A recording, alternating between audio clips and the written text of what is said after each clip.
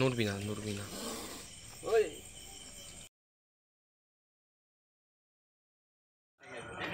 দেখলে কতক্ষণ আগে মানে টের পাওনি? টের পাওনি?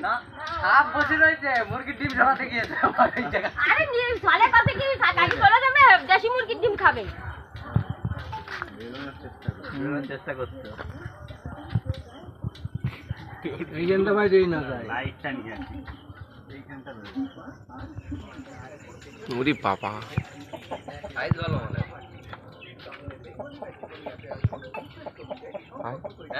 হয় না। তুই থাক, আমি বাইরে ঠিক আছে। ওই দিনকে এত বড় সাবধান হলো তাই আমি ঢুকিনি। আজকে আজকে বলিস বেরোনোর চেষ্টা করছে, বেরিয়ে গেল, বেরিয়ে গেল, বেরিয়ে গেছে। আর ঠিক আছে, ডিম রয়েছে যেতে পারবে।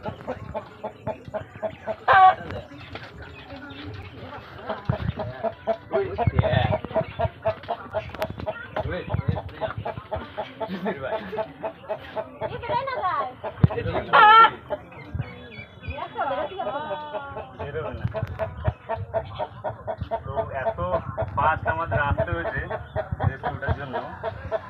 খুব তাড়াতাড়ি অনেকক্ষণ ধরে ভাই কল করছে। তো আমরা ছিলাম অনেকটা দূরে, তো দেখতে পাচ্ছেন বাইরে নিতে নিতে ই হয়ে যাবে।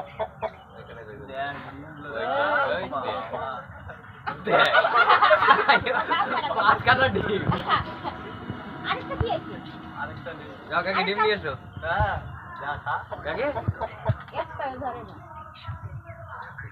কত বড় সাইজের গোপ্রো দেখুন, স্পেকটাকেল কোবরা বা খরিজ গোপ্রো যেটা।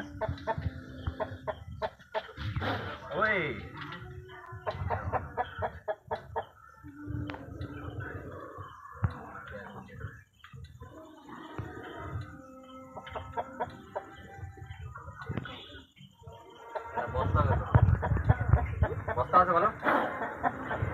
অ্যাকচুয়ালি এটা স্পেকটাকেল কোবরা বা খরিজ গোপ্রো, যেটা খোয়া গোপ্রো বলা হয়। তো সেই সাপটা কিন্তু রয়েছে এখানে। তো দেখতে পাচ্ছেন মুরগির ঘর, এই মুরগির ঘরের মধ্যে ভাইয়েরা একটু আগে কল করেছিল যে বিষধর সাপ ঢুকেছে, আর খুব ফাস্ট আসতে হয়েছে।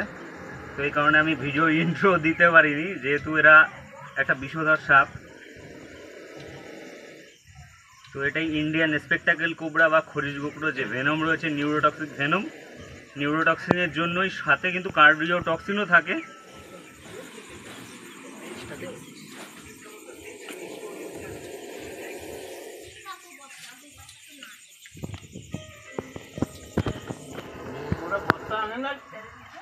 বস্তা লাগবে, একটা বস্তা লাগবে।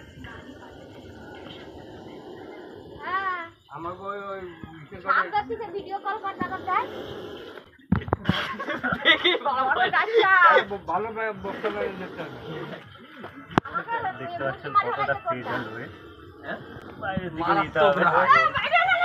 আরে বাইরে নিতে হবে, নাহলে হবে কি করে?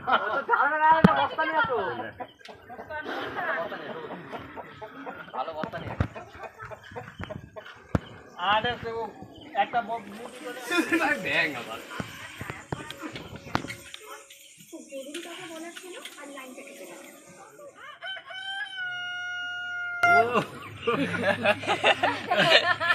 অ্যাকচুয়ালি মুরগির ঘর এদিকে, আর এই মুরগির ঘরের মধ্যে কিন্তু স্পেকটাকেল কোবরা বা খরিজ গোপ্রোটা ঢুকেছে। তো দেখতে পাচ্ছেন এই সাপটা অ্যাকচুয়ালি ভিডিও ডিস্টার্ব করে দিচ্ছে মুরগে, আর মুরগিটা মেরে ফেলেছে। 6টা ডিম খেয়ে আছে। অ্যাকচুয়ালি সাপ কিন্তু পরিবেশের জন্য অবশ্যই উপযোগী। অনেকে বলে থাকেন যে সাপ পরিবেশের জন্য উপযোগী নয়, কিন্তু সাপ অবশ্যই উপযোগী। তো এই সাপটা কোথা দিয়ে ঢুকেছে দেখতে পাচ্ছেন, খাঁচার যে পাকা সেখান দিয়ে ঢুকেছে, অথচ কিন্তু বেরোতে পারছে না, কারণ ডিম খেয়েছিল। সেই ডিমটা উগড়ে দিল, তারপরে কিন্তু বেরোতে পারলো এখান থেকে। ও পোনা দেখতে পাচ্ছেন কিরকম পোনা, কতটা দাঁড়াচ্ছে পোনা।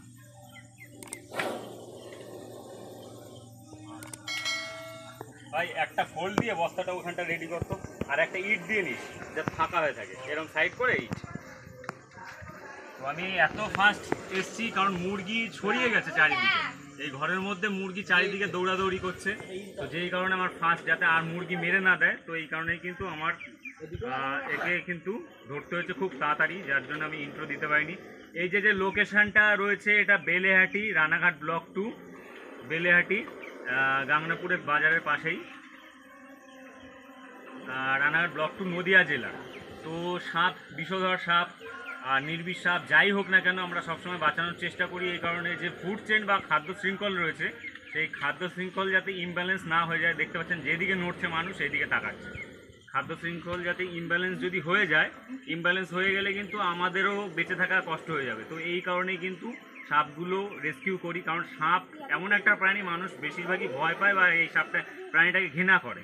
তো এই কারণে কিন্তু আমরা সাপ বাঁচাই। আর যে ভেনম যদি সাপে বাইট করার পরে অবশ্যই হাসপাতালে যাওয়াটাই জরুরি।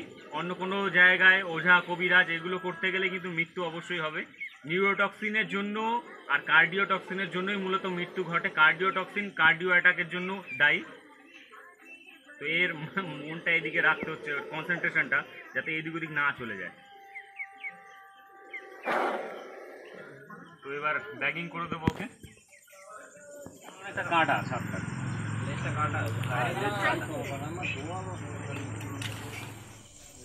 নিয়ে নেবো।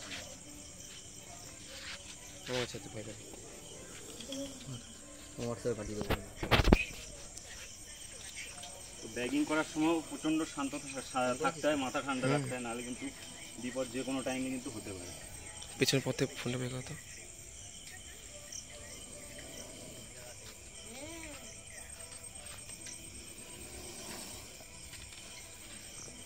নড়বি না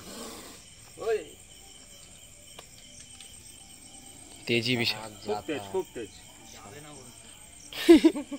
হ্যাঁ, যদি ভাই থাকবে যাচ্ছে না, খুব কষ্টই গেল।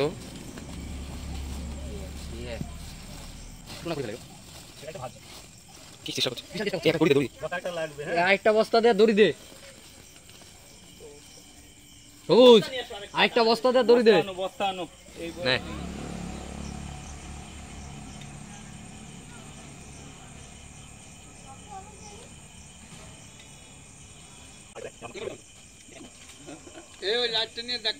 আপনারা দেখলেন যে এই লোকেশন থেকে খুব জলদি আসতে হলো, কারণ অনেক সময় আমরা রেস্কিউটাই বেশি প্রাধান্য দিই ভিডিওর থেকে, যেহেতু মানুষ বিপদের মধ্যে থাকে আর অনেক সময় বিপদে পড়েই সাপগুলো মেরে দেয়। আর তারা যেহেতু বিপদের মধ্যে রয়েছে, খুব ফাস্ট এসে সাপটা রেস্কিউ করলাম। তো আমাদের কাজ, আমাদের ইনফরমেশন যদি ভালো লাগে লাইক শেয়ার কমেন্ট করে সাপোর্ট করবেন, এভাবেই আমাদের সঙ্গে থাকবেন। দেখা হচ্ছে অন্য কোনো ভিডিও নিয়ে, ততক্ষণের জন্য বিদায় নিচ্ছি। সবাই আপনারা অনেক ভালো থাকবেন এবং সুস্থ থাকবেন।